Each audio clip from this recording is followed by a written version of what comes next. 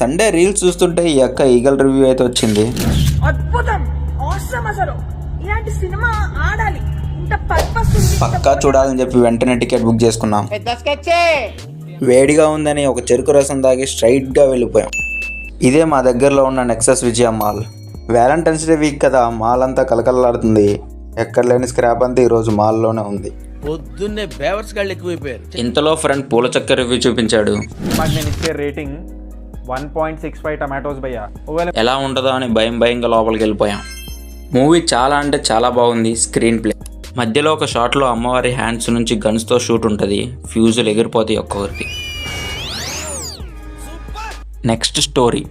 అబ్రాడ్లో gun culture effects educate చేస్తూ ఉంటుంది story line.